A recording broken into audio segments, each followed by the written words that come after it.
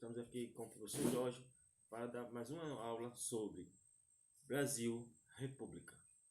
Então, para a gente compreender o período Brasil República, nós temos que saber o que estava acontecendo, o que aconteceu antes, quais os problemas do Império para chegar a uma república. Ou seja, qual é o império que eu estou falando, Jorge? Do Brasil. Então, primeiro ponto, a insatisfação da igreja com o fato do imperador defender a maçonaria. Então a igreja já vai bater de frente com o imperador, vai ficar insatisfeita. Por quê? Porque ele defende a maçonaria.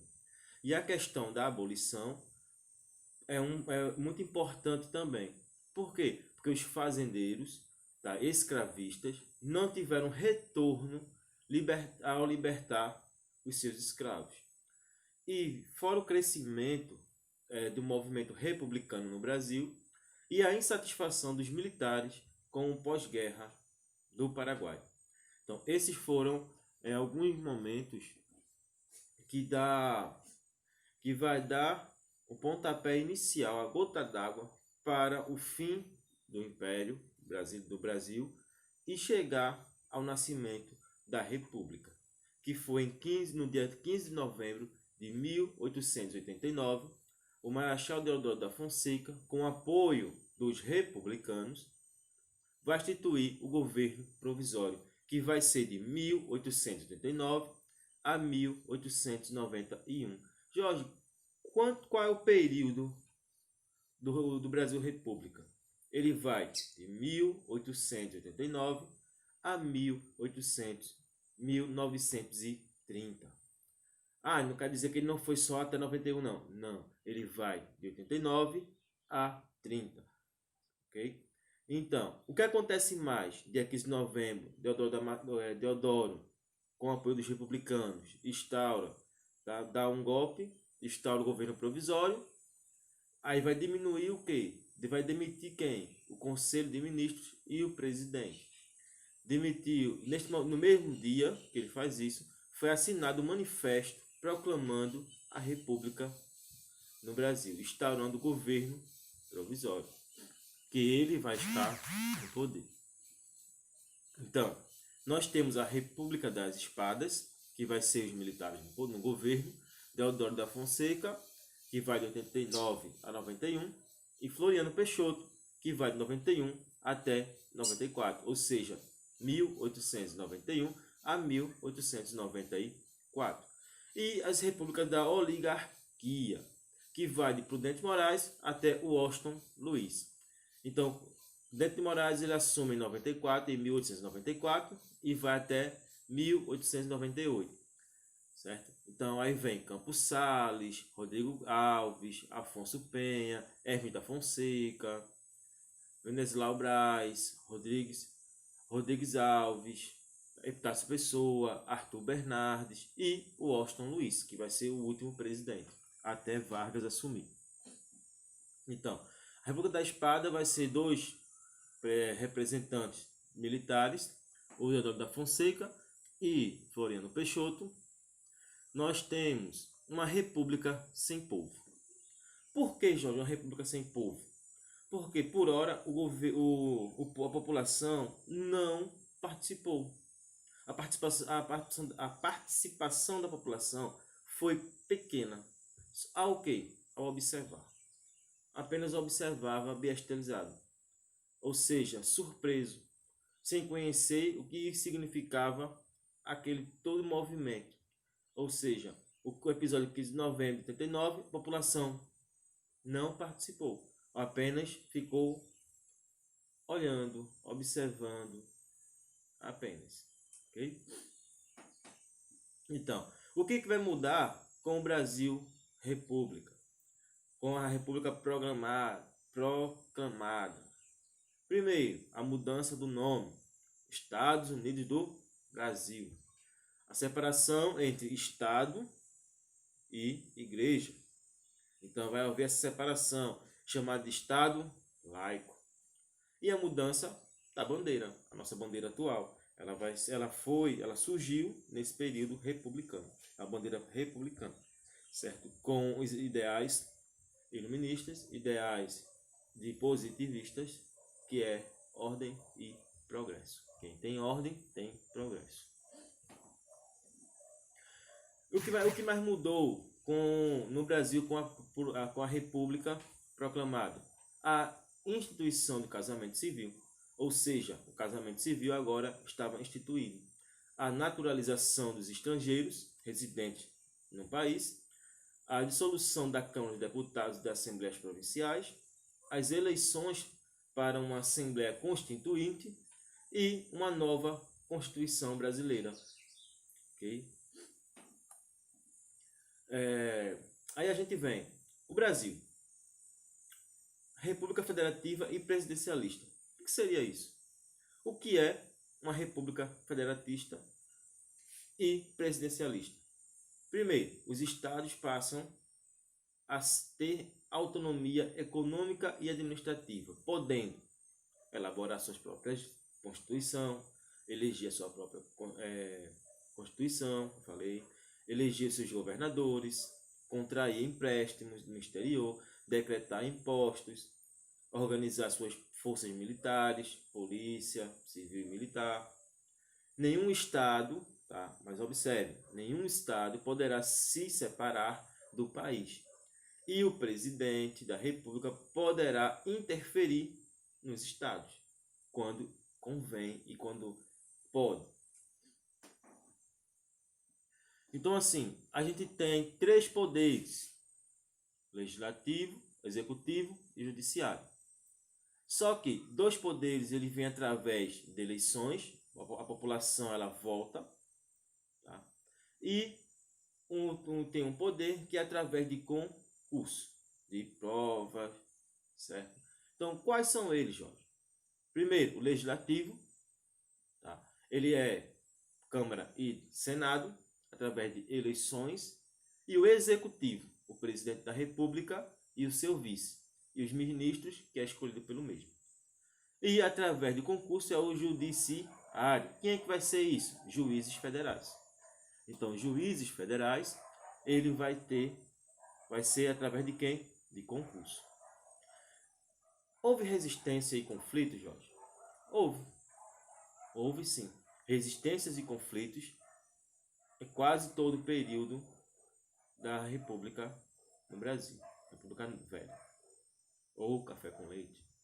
Ou oligarquias. Ficou das oligarquias. Então nós temos primeiro e segunda armada, que vai de 1891 e 1893. E revolta da Chibata em 1910, no Rio de Janeiro. Revolta da Vacina, no Rio de Janeiro, em 1904. A Revolução Federalista, em 1893, no Rio Grande do Sul. A Guerra de Contestado, em 1912, Santa Catarina e Paraná. Cangaço, Antônio Silvino e Lampião, aqui no Nordeste. E os messiânicos, Canudos, na Bahia, em 1893, e Padre Cícero, em 1914, no Ceará. E os operários, 92% dos operários eram imigrantes. E, com certeza, houve as greves. E o sistema eleitoral republicano? Era interessante.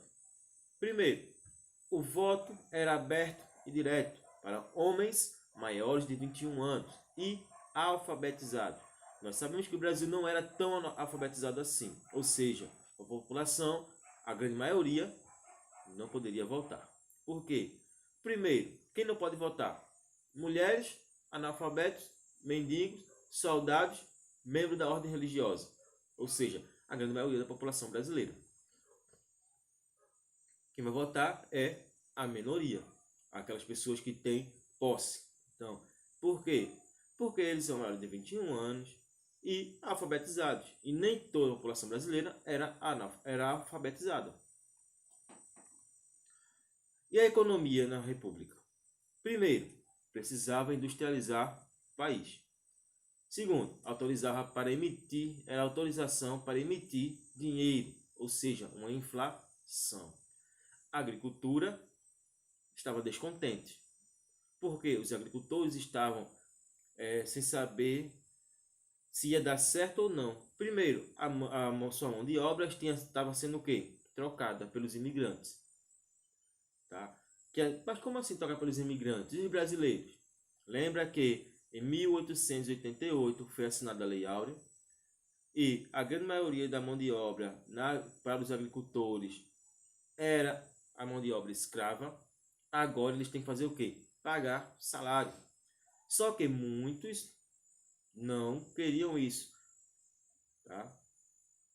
Houve uma industrialização tardia e o balão econômico foi a Primeira Guerra Mundial. Então, houve aí as alianças políticas para se governar. Como assim aliança política? Nós temos no Nordeste, tá, o chamado coronelismo, o chamado voto de cabresto, onde tem o coronel, ou seja, um fazendeiro, que vai dar, o presidente vai dar o governador, o presidente vai dar um título de coronel a ele. Ele, juntamente com várias pessoas que trabalham para ele, vai votar em quem? Em quem ele apoiar. Então, é o voto de cabresto. Ou seja, você vai votar em quem eu lhe mandar. Até hoje tem isso, Jorge? Tem. Até hoje, tá? Nós observamos ainda essa política do coronelismo. E a política dos governadores, as oligarquias. É a política que vai ter lá os oligarcas, os grandes proprietários de terra, os fazendeiros, entre outros, que vai mandar na política dos governadores. O presidente vai botar aquele que ele lhe convém. E o acordo do café com leite, que é o acordo entre São Paulo e Minas Gerais para subir o poder 4 anos. E a modernização do Rio vai ser extremamente importante, mas vai afetar a camada social do Rio de Janeiro. O que vai mudar com a proclamação da República na vida social dos ex-escravos no Brasil? Vai melhorar? Primeiro, os escravos, tá, se tornou cidadão, entre aspas, perante a lei. Geralmente, analfabetos, vítimas de todo tipo de preconceito. Muitos escravos permaneceram onde? Nas fazendas. Tá? Os negros que migraram para as cidades, só restaram o quê? O subemprego, a economia informal e o artesanato. Aumento significativo dos números de ambulantes, empregadas domésticas, pintadeiras, entre outros. Muitas vezes escravas eram tratadas como prostitutas. O preconceito de discriminação, a ideia permanente de que o negro só servia para trabalhos duros, tá? Ou seja, serviços pesados deixaram sequelas desde a abolição até os dias atuais.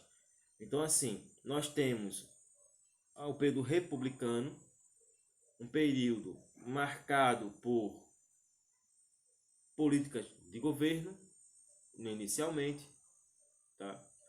A gente tem a população civil que não observa, não sabe o que seria, o que foi esse movimento. Nós temos os escravos, que vai ser jogado na marginalização, tá? No caso, os ex-escravos, os ex-escravizados, vão ser jogados na marginalização. Nós vamos ter um aumento significativo de ambulantes, tá? De trabalhos informais, trabalhadores informais. Então, nós temos as revoltas que eclodiram nesse período. Então, na nossa próxima aula, nosso próximo encontro, nós vamos trabalhar esses movimentos, ou seja, essas revoltas que aconteceram. Okay? Na próxima aula, a gente continua. Então, bons estudos, estudem, vejam o link abaixo, assistam e façam o exercício do livro. Ok? Então, bons estudos para todos. Até a próxima.